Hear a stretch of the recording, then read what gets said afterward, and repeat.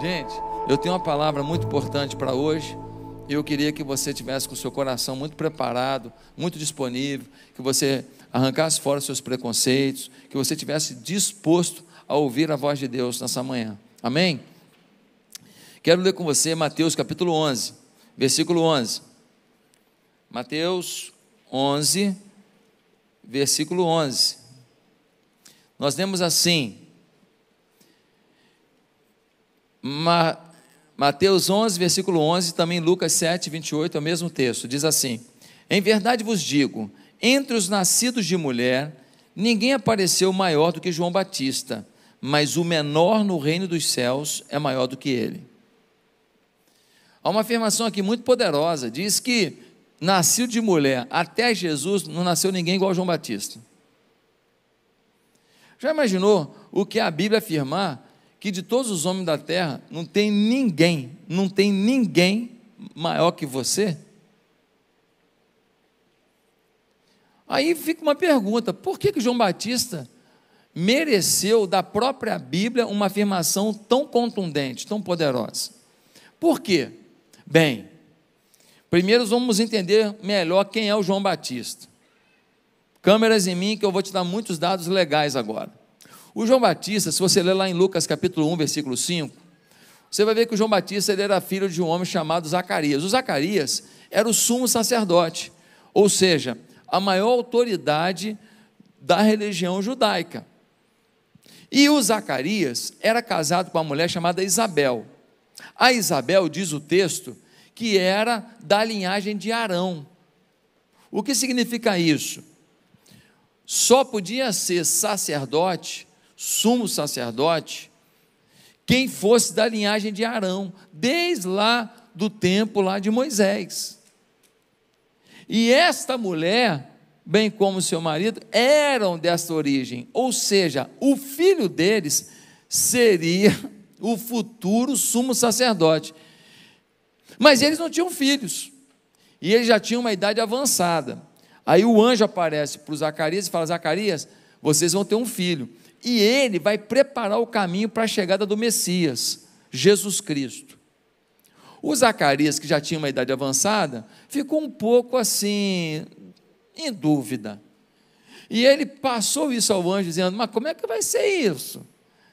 E o anjo disse: olha, vai nascer um homem que vai viver de uma maneira totalmente diferente de todo mundo que vive nesse mundo. Ele vai ser o cumprimento da profecia de Isaías, que diz que viria do deserto alguém que prepararia o caminho do Messias. Mas porque você duvidou, Zacarias, até o dia do nascimento desse menino, você não vai conseguir falar, você vai ficar mudo. E assim aconteceu. O Zacarias duvidou, e por causa disso, ele ficou numa certa retaliação de Deus. Agora, olha o que acontece. Não fala nada sobre a infância do João Batista. A única coisa que a gente sabe é que ele se isolou da cidade, do centro nervoso da época. Ele foi para uma região próxima ao Mar Morto, aonde vivia uma comunidade dos essênios. Quem eram os essênios? O essênio era um grupo religioso que, vendo a degradação da religião em Jerusalém, decidiu se afastar. E eles tinham uma característica muito legal: o hobby deles, o trabalho principal deles, era copiar o texto bíblico. E foi esse povo que, copiando a Bíblia, guardava cópias da Bíblia da época, do Velho Testamento, em jarros, e colocava em grutas.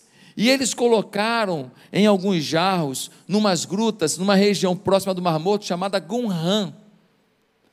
A Bíblia inteira, praticamente, copiada em jarros. Um dia, em 1947, gente, século 20, 2000 anos depois, um cuidador de animais, um pastor de ovelhas, viu uma grutinha de entrada estreita, tal, e ele falou: pode ter alguma fera aí dentro. Ele jogou uma pedra lá para dentro para ver se tinha algum bicho. E quando ele jogou a pedra, fez um barulho assim, ó, poc. a pedra bateu num jarro de cerâmica. E ele entrou ali, e ele encontrou os jarros que estavam guardados ali há 2000 anos. Só Deus faz isso. Só Deus faz isso. Se dizia que a Bíblia que a gente tem na nossa mão não é verdadeira, que os textos foram adulterados, pois aqueles textos bíblicos que estavam ali eram exatamente os textos bíblicos que você tem na sua mão, e tinha 2000 anos. Deus preservou para provar: a minha palavra ninguém tirará da mão do meu povo. Não é incrível isso? É sobrenatural. No século 20, gente, o profeta Isaías, por exemplo, é de ponta a ponta, tem lá todo o relato de Isaías. Incrível como que isso foi mantido. Agora, o que João Batista pregava? Ele pregava arrependimento. Ele falava: olha, o homem ele tem uma tendência a olhar para o seu umbigo.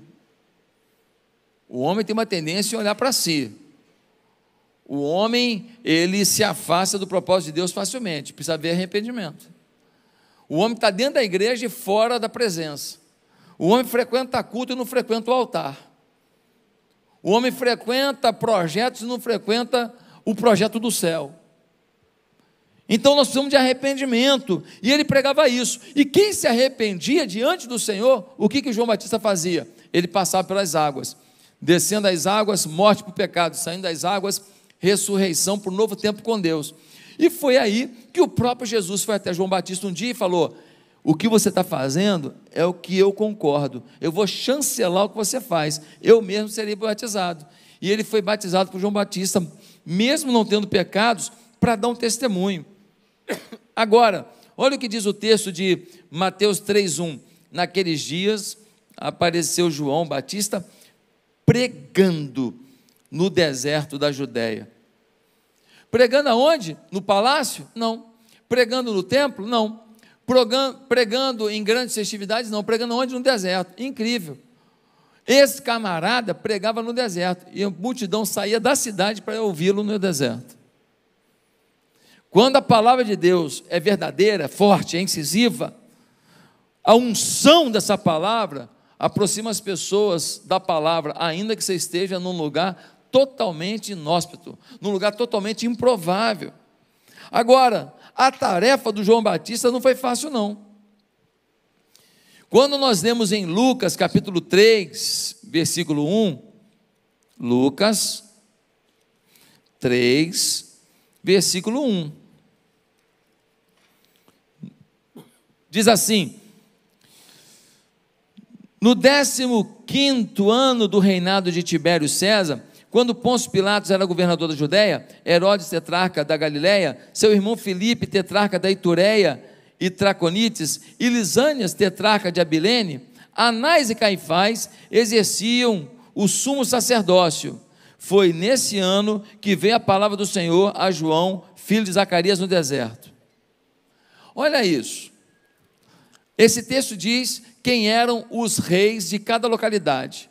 Tinha um rei na Judéia, onde fica Jerusalém, que era Herodes, o Grande. Tinha um outro rei de uma comarca próxima, que era o irmão dele, Filipe, que era casado com uma mulher chamada Herodias.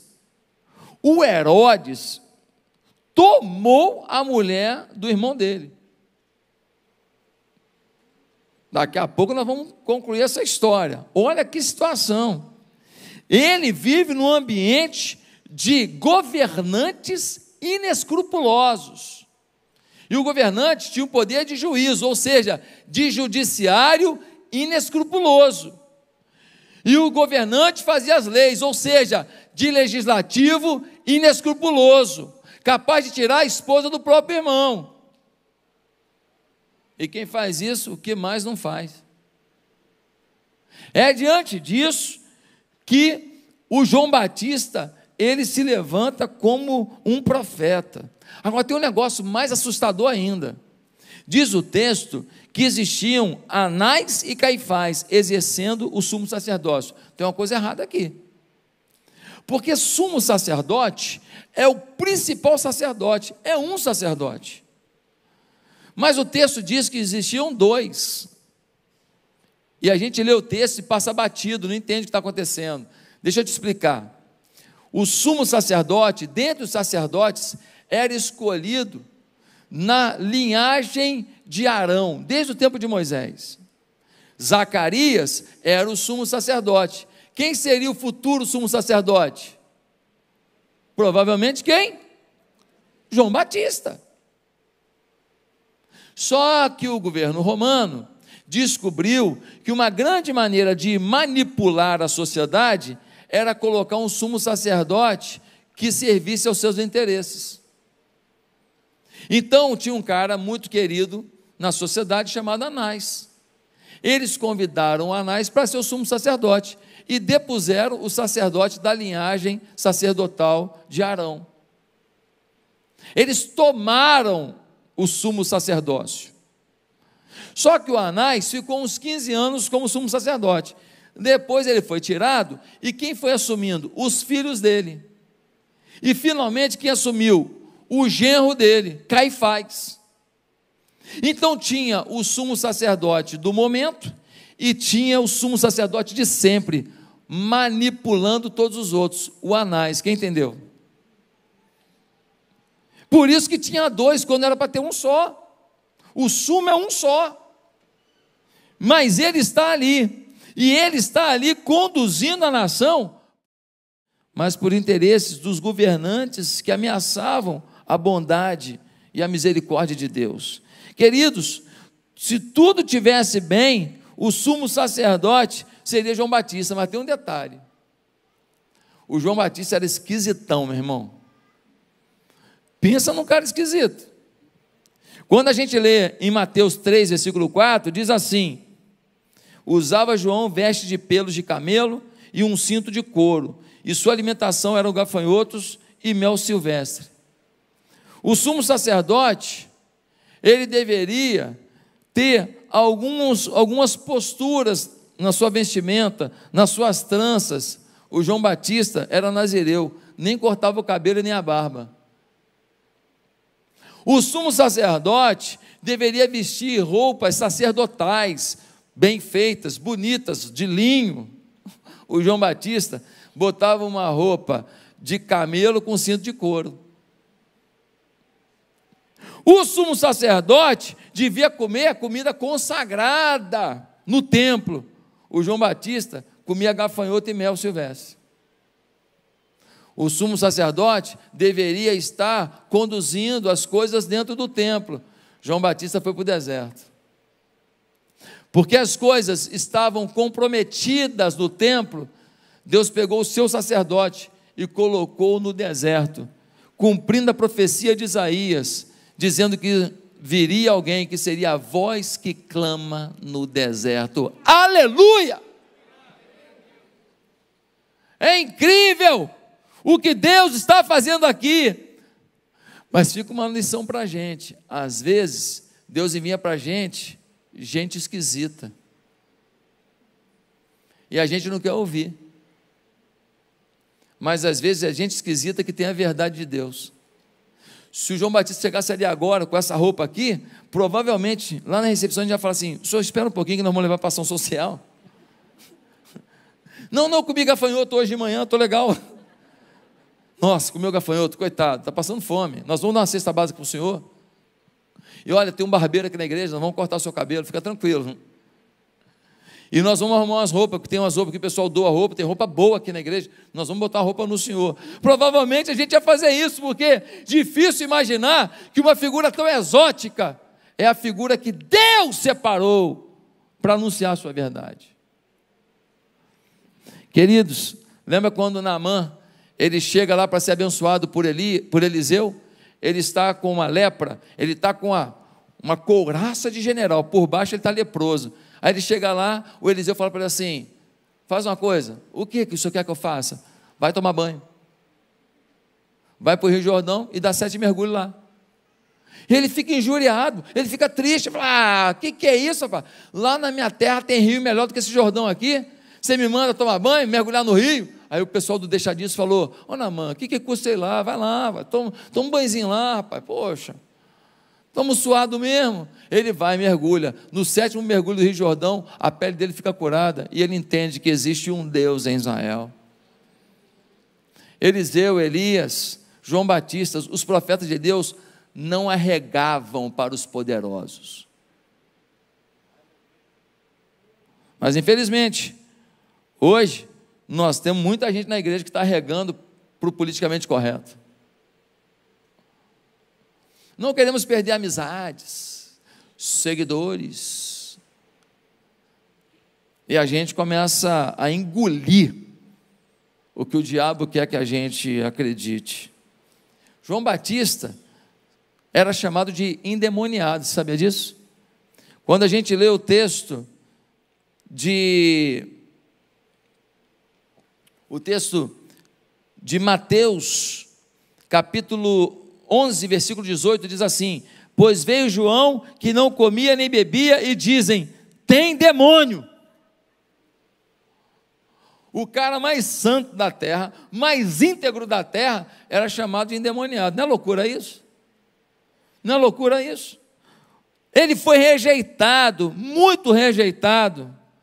E agora eu quero voltar então à pergunta original, a pergunta que eu fiz no início: por que ele é o maior de todos que nasceram de mulher até Jesus? Esse cara esquisito. Por que ele é o maior dos que nasceram de mulher até Jesus?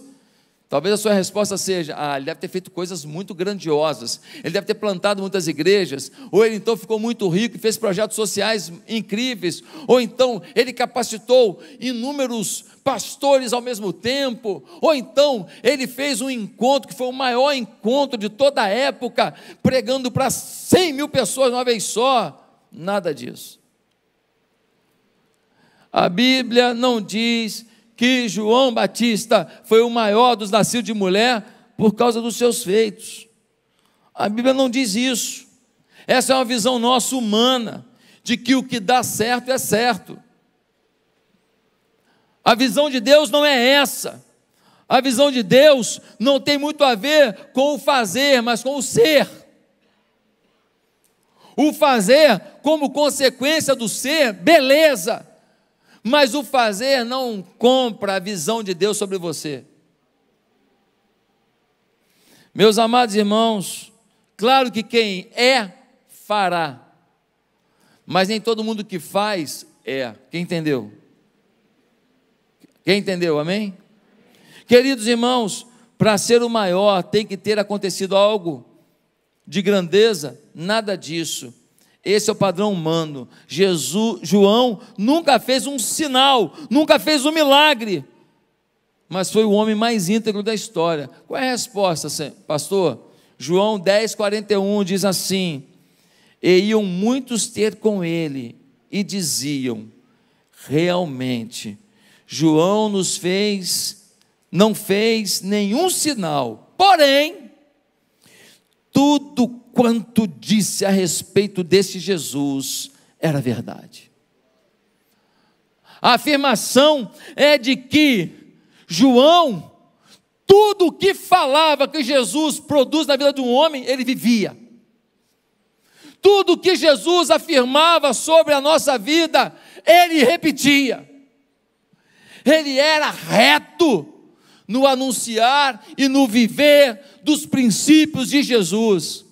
Não havia confusão. Quem olhava para ele, via a Bíblia encarnada. Quem olhava para ele, via um homem totalmente dependente da palavra, e não dependente de falsas amizades ou de circunstâncias outras.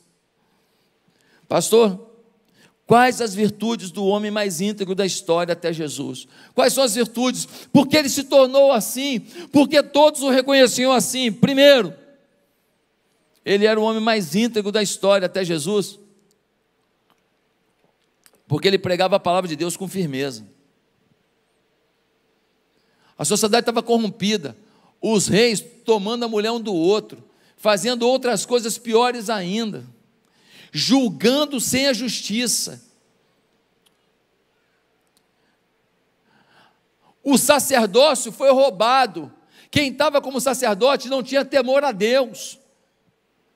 Num ambiente desse, não dá para ficar de meias palavras, não dá para ficar floreando, porque o diabo não está floreando os seus intentos e as suas palavras de mentira.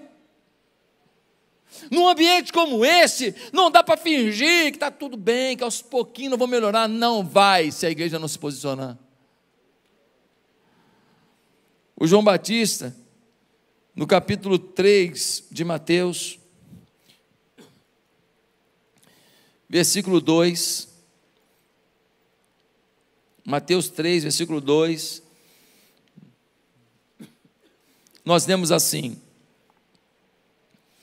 este é aquele, ele dizia: arrependam-se, pois o reino dos céus está próximo.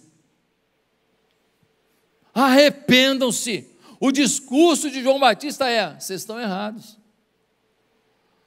O discurso de João Batista não é: todo mundo faz. O discurso de João Batista é: não tem jeito, é assim mesmo. Evoluiu. Hoje eu vi um pastor postando no Twitter que Deus não quer apenas reconciliar o homem com Cristo, mas gerar uma nova humanidade. Só que ele defende tanta porcaria que eu fico pensando: que humanidade é essa? Uma humanidade que aceita a droga como uma opção, que aceita o aborto como uma opção, uma humanidade que aceita que uma criança, ela não é menino nem menina como opção. Você sabe o que eles estão querendo fazer agora? Eles estão querendo proibir que você faça ultrassonografia para saber o sexo da criança, porque criança não tem sexo. Ô, gente, onde que chega a loucura desse negócio? Lutar contra isso é uma questão de sanidade mental. Onde nós vamos chegar? Onde nós vamos chegar? Mas não! Pastor, você está falando de política? Meu Deus do céu, até onde vai a jumentice da gente? Eu estou falando aqui de vida, de respeito. Eu estou falando da gente ter a opção de discordar das mentiras que são faladas. Meus amados irmãos, até quando muitos de nós serão enganados? Meu Deus do céu, ele ministrava com compaixão, com bondade, mas ele se posicionava na verdade. Eu não estou pedindo para você brigar com ninguém, para você falar com grito com ninguém, para você discordar de ninguém, e você parar de seguir alguém. Não estou falando isso. Eu estou falando para você com amor, com generosidade, com respeito, ainda que o outro não tenha, mas você se posicionar. Você ser um homem para honrar suas calças, e mulher para honrar seu vestido. As calças também, porque a mulher também usa calça. E o homem também usa vestido lá na Escócia. É normal, na África também. Aqui alguns tentam, mas não ficou legal não. Não sei porquê, não pegou a moda.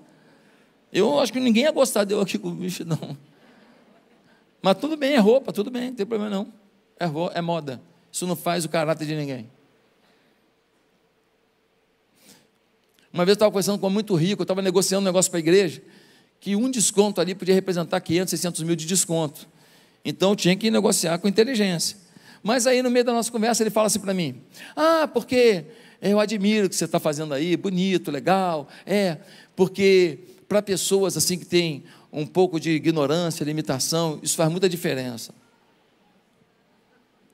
Aí não presta, né, irmão? Aí eu virei para aquele homem muito rico, já tem muitos anos isso, eu falei: deixa eu te falar uma coisa, esse negócio que você falou aqui, para ajudar ignorante, ajudou o ignorante aqui.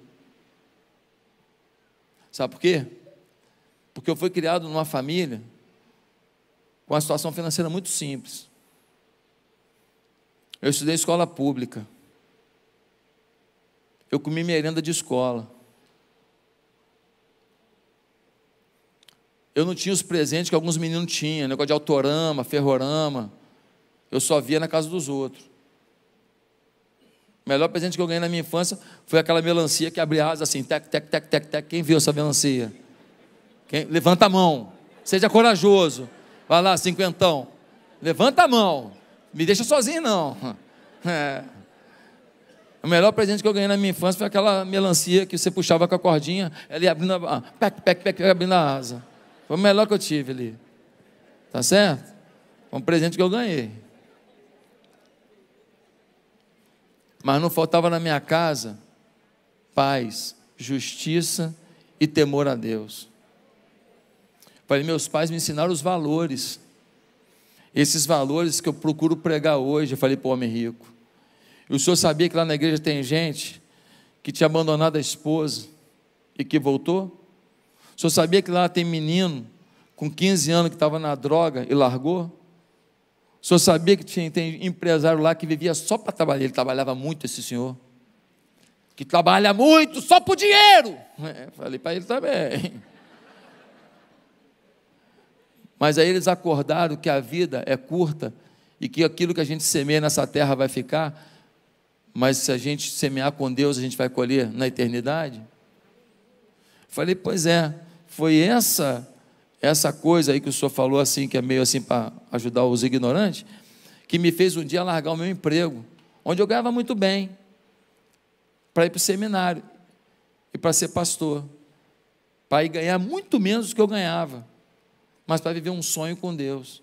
E eu não me arrependo não, eu sou realizado que eu estou vivendo esse sonho. Ele foi murchando, foi murchando, com amor, com respeito, mas eu me posicionei, e fechamos o negócio, e fechamos outros negócios, e a igreja foi muito abençoada por aquele homem em muitos momentos.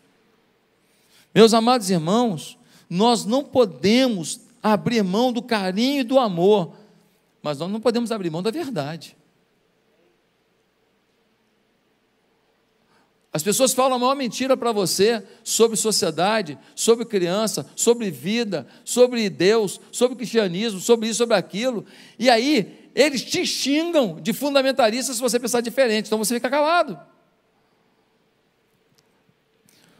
O sumo sacerdote apontava que o Cordeiro de Deus iria se sacrificar. O sumo sacerdote João Batista, querido, Jesus sacrificou-se pela verdade. Se você não quer se sacrificar pela verdade, você não quer caminhar no caminho de Jesus. Você é um frouxo. Você é mais um Maria vai com o mundo, não é nem com as outras. Pastor, dura esse discurso? Pois é. Um camarada saiu aqui da igreja, foram perguntar para ele, cara, por que você saiu da igreja Batista Atitude, cara? O que foi? Ele falou assim, o pastor José quer que todo mundo tire 10. Vou procurar uma igreja que com 5 passa. Cara de pau, mas gente boa, cara, né? Legal o jeito de falar. Achei até interessante. Não, eu quero nota 5. O problema é que quem não luta para tirar 10, nem os 5 vai tirar. O problema é que quem não luta para tirar 10, não passa de ano não. Porque o mundo conspira contra você, contra sua família, contra seus filhos, contra seus netos. O mundo conspira contra a sua integridade, e o mundo conspira contra a integridade do seu casamento, o mundo conspira contra a integridade dos seus relacionamentos, contra a sua sociedade, o mundo conspira contra a fidelidade e lealdade, semeando lealdade. Esse tema o mundo não conhece. Meus amados irmãos, ele não chegou para os fariseus e disse, que bom que vocês vão para o inferno. Não, ele não chegou para os fariseus e falou, que bom, vocês vão para o inferno. Não, ele não foi grosseiro assim, mas ele falou, arrependam-se e creiam em Cristo, senão o caminho não é bom, é inferno. Ele abriu a opção, ele simplesmente acusou? Não, ele declarou a verdade com compaixão, dizendo, existe uma saída. Mas quantos de nós não temos feito isso? João era firme na pregação do evangelho, isso não quer dizer que não era amoroso e que não era carinhoso, não, era honesto, fidedigno ao que a palavra de Deus diz. Quem está entendendo? Segundo lugar, por que ele era o homem mais digno da terra até Jesus? Porque ele era íntegro, mesmo diante dos riscos. Havia risco grave. Em Marcos 14, versículo 4, Mateus 4, Mateus 14, versículo 4, diz assim: sendo repreendido por João, por causa de Herodias, mulher de seu irmão, e por todas as maldades que o mesmo Herodes havia feito. O Herodes foi lá e pegou a Herodias, a mulher do Filipe, seu irmão, que era rei em outra comarca. Além disso, o Herodes praticava muitas injustiças, e ele era executivo, legislativo e judiciário. Tem gente hoje que pensa que é também. A Bíblia é atual, irmão. E aí, sabe o que aconteceu? O que aconteceu é que o João Batista, lá do deserto, falava: ó, está errado. O Herodes está errado, os poderosos estão errados, eles não têm direito de fazer isso com o povo, eles estão pecando contra Deus, eles têm que se arrepender e mudar de vida. A Herodias ficou brava demais. Um dia, ela combinou com a filha dela, bonita moça, dançava bem, parece até que fez balé de Bolshoi. E a menina estava numa festa, e o Herodes mamando todas, enchendo a cara, e a Herodias, mulher dele, tinha sido mulher do irmão dele, ela bota a filha dela para dançar na frente do rei. Olha a engenharia do mal. E a moça dança, o Herodes fica obcecado.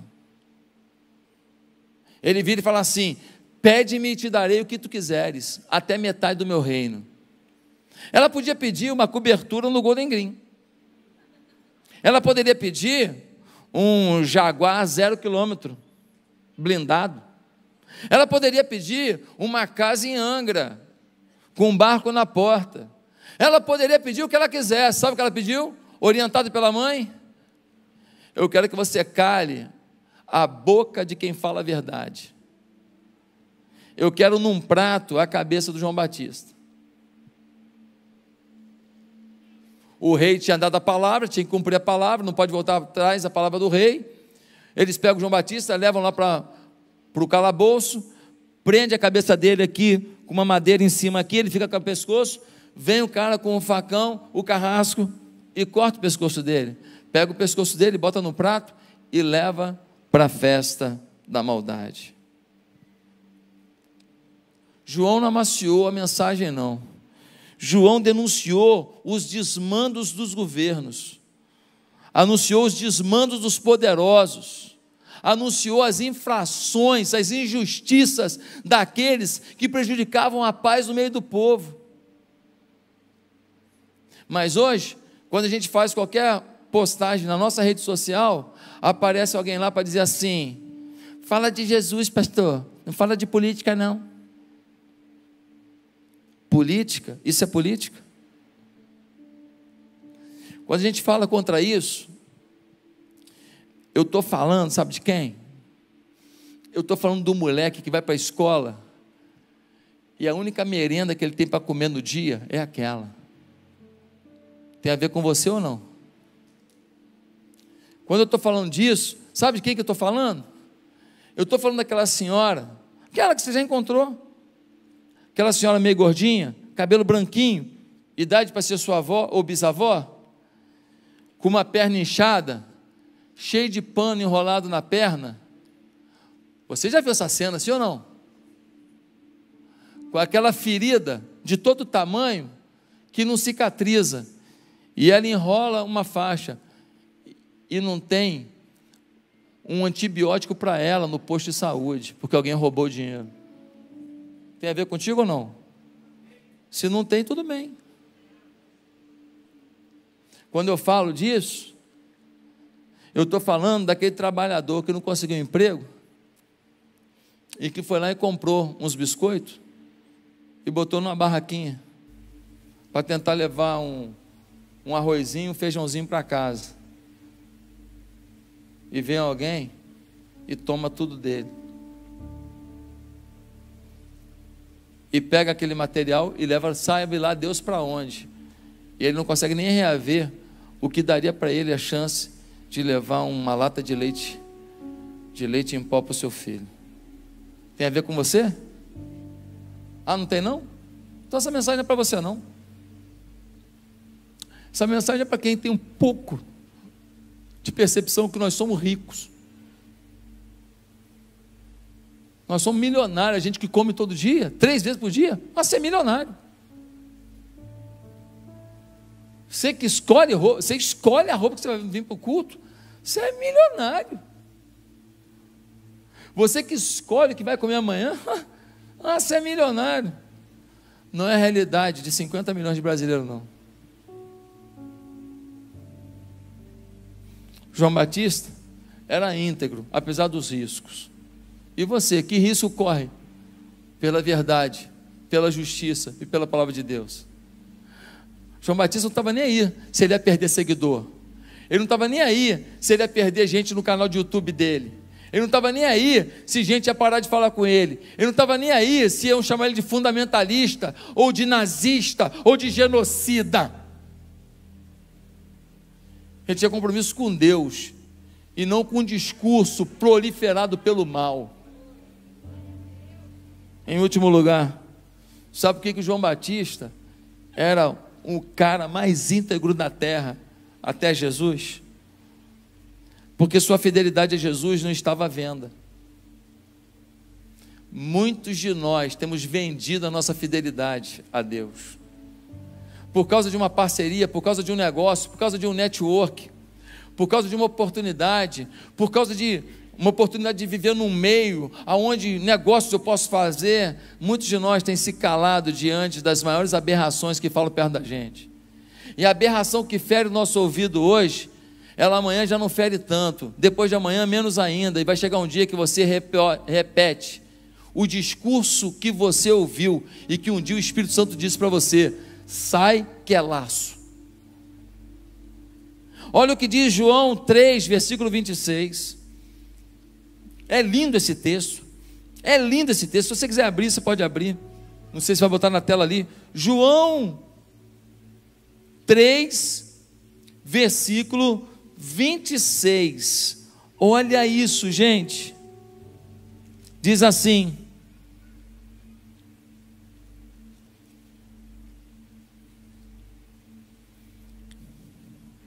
eles se dirigiram a João e lhe disseram: mestre, aquele homem que estava contigo no outro lado do Jordão, do qual testemunhaste, está batizando, e todos estão se dirigindo a ele. A isso João respondeu: uma pessoa só pode receber o que lhe é dado dos céus.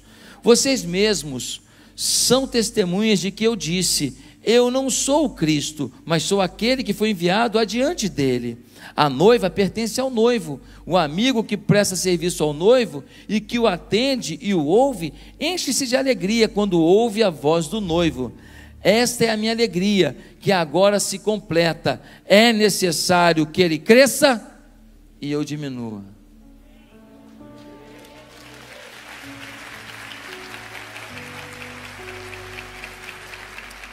Foram até João e disseram: João, lembra daquela galera que vinha te ouvir no culto aqui do deserto? Lembro, pois é, estão lá com Jesus, hein? Estão lá e estão sendo batizados por ele, pelo grupo dele, pela equipe dele lá. Você está perdendo visibilidade, você está perdendo audiência, você está perdendo seguidor. O João Batista falou: gente, eu nunca falei que eu era o Messias, eu vim aqui preparar o caminho. E o mais legal é ver que isso está acontecendo. E para encerrar a conversa, importa que ele cresça e que eu diminua. O João Batista não deu desculpa falando: pois é, cumpri meu papel, preparei o caminho direitinho, eu sou o cara, fiz uma gestão de comunicação, de marketing digital incrível, eu sei fazer isso. Agora Jesus, espero que ele cite meu nome, afinal de contas fui eu que fiz. Não, esse não é João Batista. Ele fala: cara, eu quero que ele seja conhecido, se todo mundo me esquecer não tem problema não, importa que ele cresça ou diminua. Eu não quero que apareça quem eu sou, mas eu quero que apareça quem Ele é. Eu não quero que apareça o que eu fiz, mas eu quero que apareça o que Ele quer fazer. Salvar a humanidade. Se tem um porém, é esse: a integridade não é tão valorizada assim nesse mundo corrompido. Os íntegros são julgados, os íntegros são xingados, os íntegros muitas vezes são motivo de uma rodinha, o criticando. Não fazem o que ele faz, não têm os frutos que ele tem, mas se julgam juízes suficiente para determinar sobre a vida do outro um julgamento infantil, inoportuno e diabólico. Deus me chamou para o ministério pastoral, e ministério pastoral tem a ver com uma sociedade melhor. Ministério pastoral tem a ver com uma sociedade de mais respeito, com liberdade de expressão. Até para o cara seguir o diabo, eu tenho que respeitar a decisão dele, não tenho que concordar. Respeitar significa: eu não vou bater nele, eu não vou xingar ele, eu não vou ameaçar ele, porque ele decidiu um caminho ruim. Isso é respeitar. Concordar é outra coisa. Eu não vou falar para ele: não, cada um segue o seu caminho, todos os caminhos levam a Deus. Mentira, a Bíblia não diz isso. A palavra de Deus não diz isso. É mentira.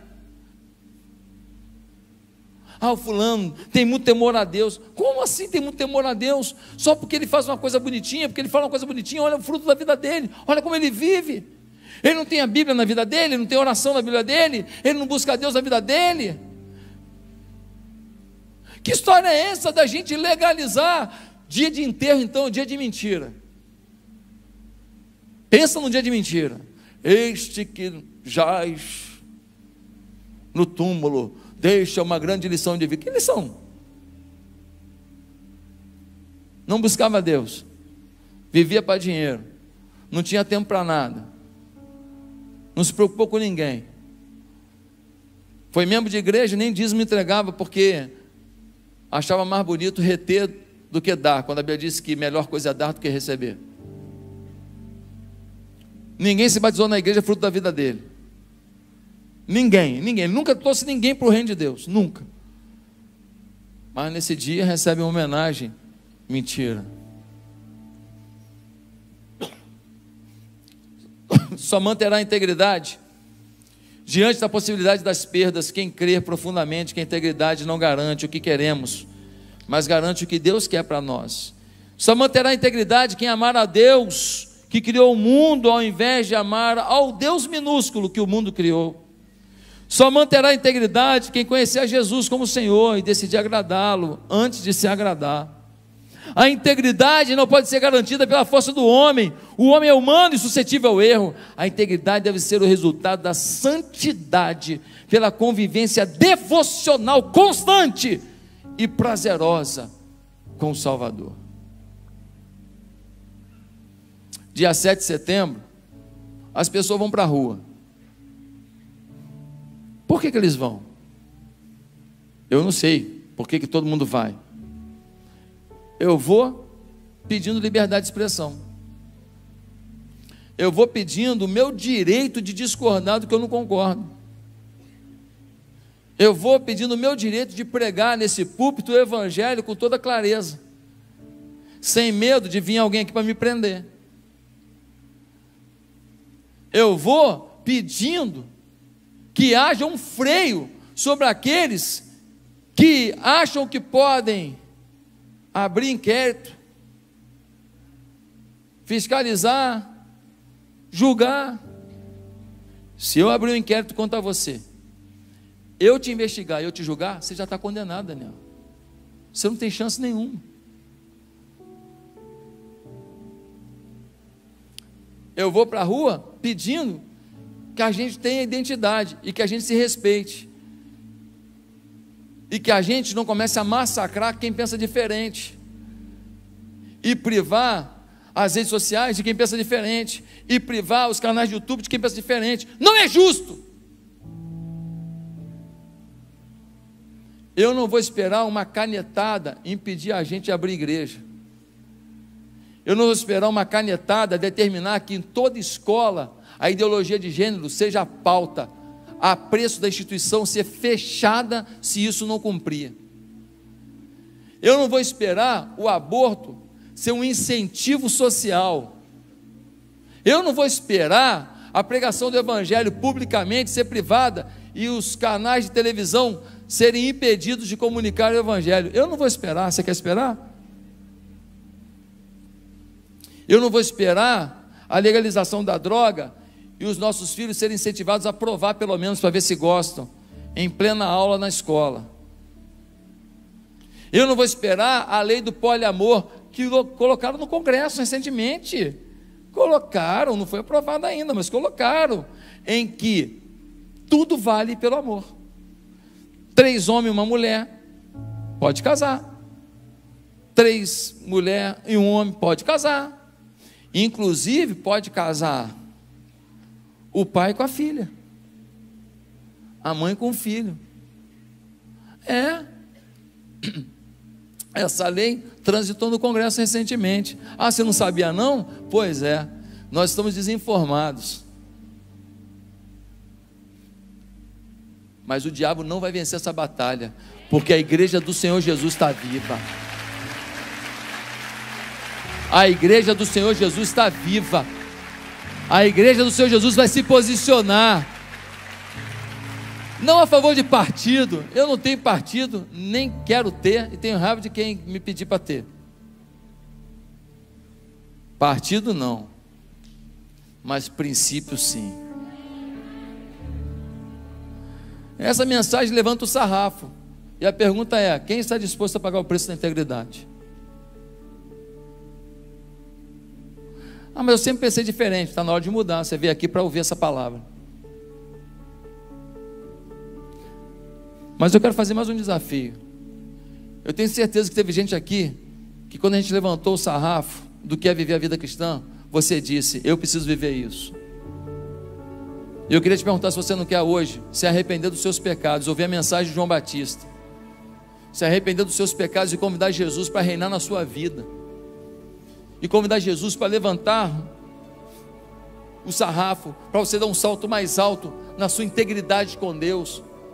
Deus vai honrar os íntegros, não os isentões. Quer ser Pilatos, lavar as mãos? Ou quer ser aqueles que pagaram o preço da fé com a própria vida? Cada um de nós tem que escolher de que lado está: dos apóstolos ou dos arregões, dos isentões. Deus falou com você hoje, e você está sentindo que precisa acertar sua vida com Jesus e viver uma nova etapa com Ele, um compromisso com Ele. É isso mesmo? Eu quero te ajudar. Aonde você está, você vai fazer uma oração comigo. Ninguém vai ouvir. Eu quero que você repita essa oração no seu coração, dizendo: eu quero uma nova vida com Jesus a partir de hoje. Eu quero me arrepender dos meus pecados. Eu quero que o Senhor me dê a integridade, a paixão pela verdade, pela justiça, que só o Senhor Jesus pode dar. Você quer isso nessa manhã? Onde você está, curva a sua cabeça, repete comigo. Você que está em casa, ore comigo também aí na internet. Ore comigo também. Ore assim: Santo Deus, Pai glorioso, graças te damos por esse dia. E eu queria te pedir, Senhor, que o Senhor mude a minha vida, mude a minha história. Que o Senhor me dê a visão e a força do Espírito para eu ter uma vida desse jeito. Uma vida de amor, de carinho, de respeito, mas uma vida de integridade. Uma vida de posicionamento ao lado do Senhor Jesus. Vem sobre a minha vida, Senhor. Muda a minha história, Senhor. Pois é no nome de Jesus que eu oro, com perdão dos meus pecados e arrependido diante do teu altar. No nome de Jesus, amém.